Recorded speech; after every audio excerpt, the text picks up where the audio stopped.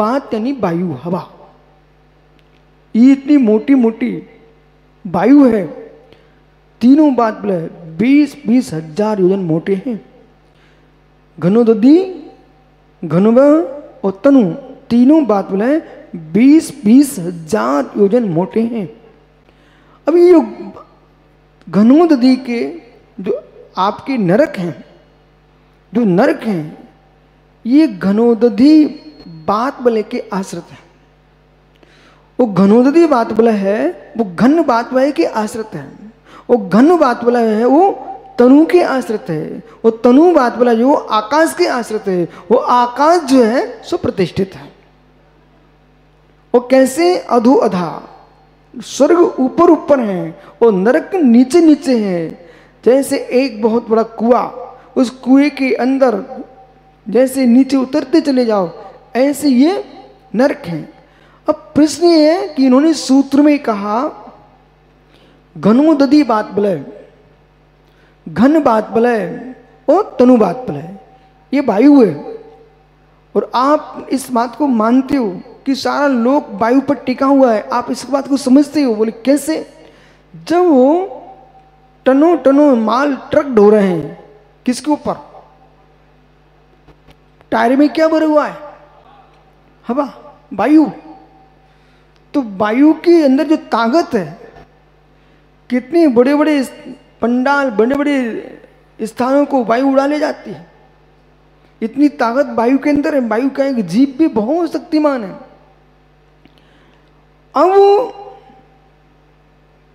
ये घनोदधि, घन और तनु, ये तीनों बात बले आकाश से आश्रित हैं।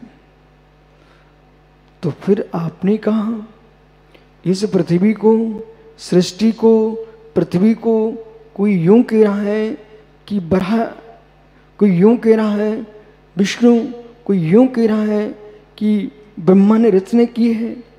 तो ये उनके ऊपर कोई यूं कह रहा कि कछुए की पीठ पर है, तो कोई यूं कह रहा कि शेषनाग के फन पर रखा हुई है पृथ्वी।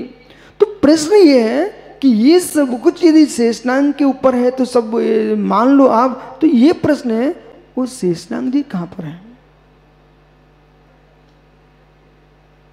आखिर में ये तो खोजना पड़ेगा वो कहां पर बैठे हुए हैं, अथवा कछुआ कहां पर है, अथवा बराह कहां पर है। वो उनके ऊपर, वो उनके ऊपर, वो उनके ऊपर, उनके अनवस्था दोष हो जाएगा, अनवस्था दोष हो जाएगा। फिर आपको मित्र सुप्रतिष्ठित जो शब्द है ये बहुत सुंदर है।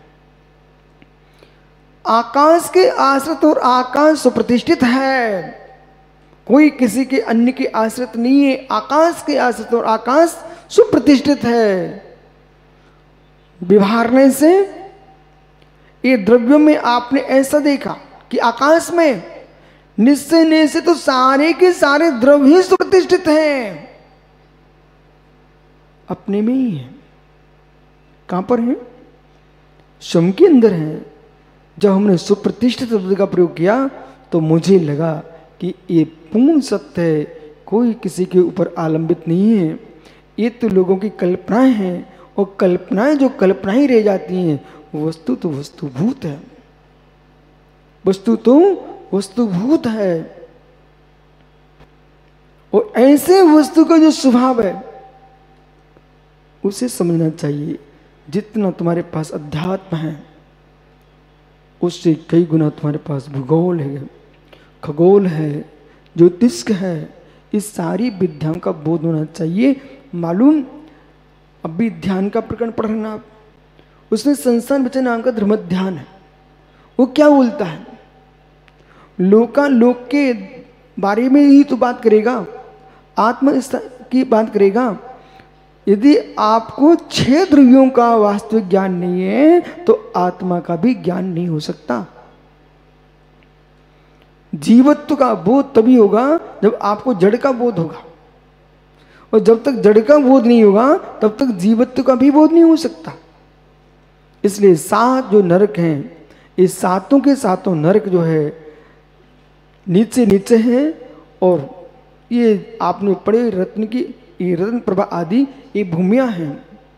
तो 7 नरक जो हैं, धम्मा, वंसा, मघवा, मेघा, अंजना, अरिष्टा और मघवा माघवी, ये 7 नरक हैं और ये नरक की भूमियाँ हैं।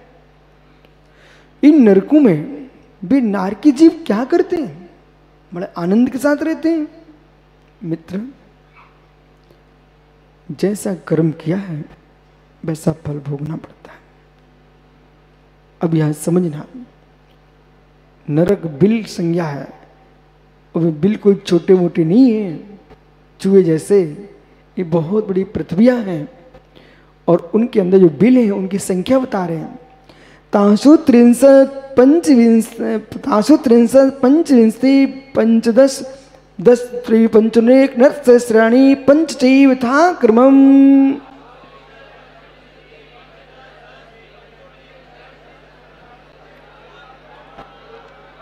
यथा क्रमम्, उन नरकों में ये बिल है। यथा क्रमम् कैसे?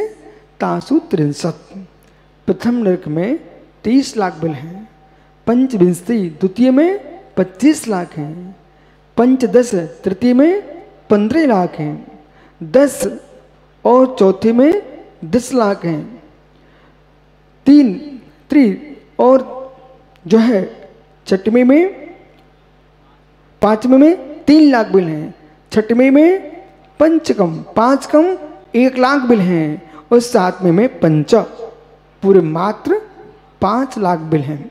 इस प्रकार से इन नरकों के बिलों की संख्या है। अब ये नरक में जो नारकी जीव रहते हैं भी मालूम गए क्यों? यहाँ कोई वहाँ पर कोई नियत स्थान है कि नरक में नरकी रहते हो? इस विषय को भी समझ लीजिए। सफेद सुंदर वस्त्र पहन करके, सुंदर भेष बना करके, सुंदर ग्रुप का नाम दे करके जो लोग आज नए नए हर एक सदी में, हर 10-15 साल में एक नया ग्रुप टपक जाता है। मित्र, मेरी बात को सुनिए ध्यान से। इन यूथों के ग्रुपों की बातों में आकर के शाश्वत सिद्धांत से अपने आप को विमुख मत कर लेना। जब मैंने नरक शब्द का प्रयोग किया तो ऐसा आप मत समझना कि नरक में जो उत्पन्न होते हैं नरक में जो उत्पन्न होते रहते हैं, उनकी व्यवस्था। जो सिद्धांत आज एक चल रहा है ग्रुप में कि मनुष्य मनुष्य होंगे, देव देवी होंगे, नारकी नारकी होंगे, पशु पशु ही होंगे, उनका वहीं पर जन्म मरण होता रहेगा, ऐसा नहीं है। ये 4 गतियों की व्यवस्था है। ये मनुष्य बहुत आरंभ परिग्रह करेगा तो नरक जाएगा, मायाचारी करेगा तो पशु बनेगा, मार्दव भाव रखेगा मनुष्य बनेगा, और श्राग संयम, संयम संयम, अकाम दृढ़ता, बाल तप, इनके माध्यम से और सम्यक की आराधना से ये जीव स्वर्ग जाता है। समझ रहे ना?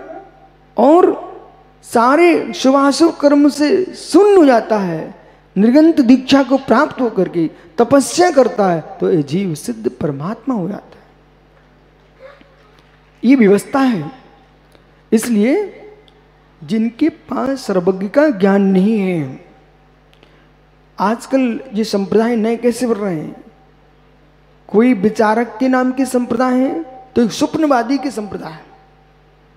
स्वप्नवादियों के बहुत संप्रदाय बने हैं कि बोटे भैया को छतरपुर की डेरा पहाड़ी पर स्वप्न आ गया, बस वो स्वप्न ऐसा आया, उनका एक नया संप्रदाय बन गया।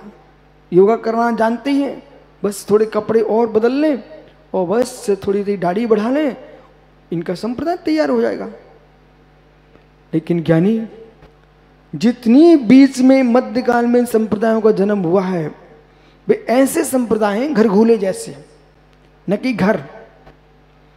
घरघूले का तात्पर्य होता है बारिश के मौसम जब रिमझिम पानी गिरता है तो बालू के अंदर बच्चे अपना पैर डाल देते थे और थोप थाप करके और उसको निकाल लेते, तो क्या बोले घर बन गया घर। तो जो बच्चों के खेल तमाशा खेल खेल का जो घर होता है उसका नाम है घरघूला। और वे घरघूले कब तक के हैं? जब तक खेल, बाद में समाप्त। ऐसे ही एक घरघूले टाइप के लोग छोटे छोटे उत्पन्न होते हैं, बच्चों जैसी बुद्धि वाले, वे एक नया पंथ का घरगुला बना जाते हैं और कुछ दिन बाद उनके घरगुले मिट जाते हैं और रहता वही है जो सनातन जैनित्व है। इसलिए घरगुलों पर विश्वास मत करना। आपके जेनियों में भी नए नए पंथ खड़े हो जाना, उन पर भी विश्वास मत करना। मूल आगमों में जो लिखा हुआ वो सत्य है। विचारकों की बात स्वीकार नहीं है, मुझे तीर्थंकर की देश न स्वीकार है। अब बेचारे नरक के नारकी वहां क्या करते सुनिए। नारका नित्य सुवतल्यशा प्रणाम दे वेदना विक्रिया।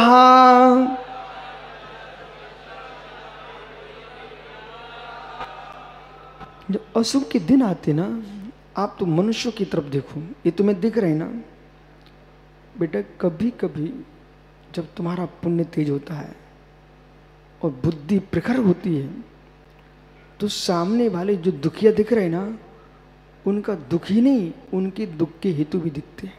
विश्वास मानिए। और ये भी दिखता है, ऐसा कर ले तो सुखी हो जाएंगे। लेकिन आप कितनी सोच लो, कितनी सोच लो, बेविचारे उल्टे ही गिरेंगे। कितनी सोच लो, वे उल्टे ही गिरेंगे। जैसे कि शराब पीने की आदत पड़ जाए व्यक्ति को, तो घर का द्रव्य बर्बाद होगा कि नहीं होगा? जब पी के आएगा तो पड़ा रहेगा, नाली में इज्जत जाएगी कि नहीं जाएगी? जाएगी। मुख बदबू मारेगा, लोग उसको पसंद करेंगे क्या? नहीं करेंगे। फिर मद उन्मत्त होकर के घर में क्लेश झगड़े, कहीं पत्नी को मार रहा, बच्चों को पीट रहा है, मंगलसूत्र उठा के बेचने जा रहा है। प्रतिदिन घर में क्लेश होता है, कहीं पत्नी को क्लेश, कहीं माँ को क्लेश, कहीं पिता के साथ क्लेश, कहीं बेटों के साथ क्लेश। अभी त्योरी में पंचकनक था, त्योरी में सुब्र सागर याद करो, जहाँ पंचकनक हो रहा था उसके पीछे खेत था। उस खेत में एक व्यक्ति के यहाँ जेठ की जिठिया मूंग अच्छी आ गई, बस पी के आ गया। उसने क्या किए, इतना तांडव, सुबह शाम, शाम नहीं तो सुबह 4 बजे से खेत में चिल्लाना, उसके पूरे परिवार के लोग परेशान। अशुभ गालियां। अब प्रश्न ये, उस व्यक्ति की जो विवेकहीनता चल रही है उसे आप नहीं समझ रहे क्या? समझ रहे हो। जब उसका नशा उतर जाता है तो वो स्वयं कहता है गलत है, मेरा घर उजड़ गया, और कुछ जैसे ही मौका पाता है फिर पीने चला जाता है। अब सोचिए इसे कौन सुधारेगा? प्रभु आएंगे क्या? ईश्वर आएंगे क्या? और आप ऐसा कहो कि ईश्वर की कृपा से हो रहा है, तो क्या ये शराब भी ईश्वर की कृपा से ही पी रहा है? बहुत अच्छा ईश्वर है कि मांसाहारियों को मांस खिला देता है, शराबियों को शराब पिला देता है, ऐसी कृपा बरसता है।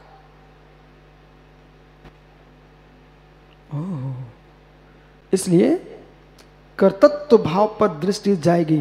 मैं उन जैनियों से कह रहा हूं जो बड़े बड़े धुरंधर सफेद कपड़े पहन के घूम रहे हैं, अथवा नग्न होके विचरण कर रहे हैं, अथवा विद्वान बन के टोपी लगा के घूम रहे फेंटा बांध करके, और जब मंदिरों में आकर गाते हैं प्रभु तेरी कृपा सब काम हो रहा है, तब लगता कि ढोंगियो तुम्हें ये मालूम नहीं है पूरा जैन दर्शन कर्तृत्व से हर समय दूर रहा है, और तुम उसी जिनाले में कर्तृत्व के भजन गा रहे हो। तुम्हारे पास विवेक नाम की वस्तु क्या है? कुंद जैसे योगियों ने कर्तव्य पर इतना बड़ा समय साल लिख दिया निषेध में। इधर आचार्य भगवंत समंत्रुद्ध स्वामी कह रहे हैं कामादि प्रभु चित्त क्रम नारोपता चक्रम सब हेतव्यो जीवाते शुद्ध शुद्धता। आप्त मीमांसा में लिखा है कामादि प्रभु चित्त क्रम नारोपता, जो जीव की इच्छाएं हो रही है, जो जीव के अंदर इच्छाएं हो रही है, नाना प्रकार की इच्छाएं हो रही है, ये ईश्वर कृत नहीं हो रही है, कर्म कृत हो रही है। दिखाऊंगा भी आपको, प्रैक्टिकल में दिखा देता हूं। इधर देखो मेरी तरफ सब अध्याय बहुत गहरा है, सब सुनते जाना। समझ में आ रहा है आप सबको? कामादि प्रवचित क्रम बंधना रूपता। मालूम मेरा हर दर्शन के विद्वानों से मिलन होता है, वो इस बात को मानते हैं। बोले गुरुजी आप ठीक बोल रहे हो, लेकिन हम क्या करें, हमारे यहाँ लिखा हुआ तो हमको मानना पड़ता है। तो मित्र, लिखे हुआ का राग छोड़ना भी बहुत कठिन तपस्या है। जिन भैया, लिखे हुए का राग छोड़ना बहुत कठिन तपस्या है। इसलिए मैं आप लोगों से कह रहा हूं, अहो देश के विद्वानों, जब तक तत्व का निर्णय न हो, एक कलम लेकर के लिखना प्रारंभ मत कर देना। तुम लिख जाओगे, तुम्हारे मानने वाले ऐसे होंगे कि मित्र, पन्ना में एक हाथी की मृत्यु हो गई, राजा के हाथी की, उन्होंने उसको दफना दिया, उसके बाद चबूतरा बन गया, अभी बना हुआ है। मालूम, कुछ लोग जाते हैं उस पर भी फूल चढ़ा के आते हैं, जिनको नहीं मालूम उसे भी वो देवता मानते हैं। इतना ही नहीं, सोनागर में एक कोई सेठ ने अपनी छतरी बनवा दी है, जो लोग नहीं समझते बेचारे, तो उस सेठ की छतरी को भी अर्घ चढ़ा के चले जाते हैं। समझ रहे कि नहीं? इसलिए मित्र, ऐसी चबूतरी मत बनाना। अशोक भाई आपसे ही कह रहा हूँ, ऐसे चबूतरी मत बना देना। बिना निर्माण का इलेक्ट्रिक की मशीन पर निर्माण मत करा देना अपना।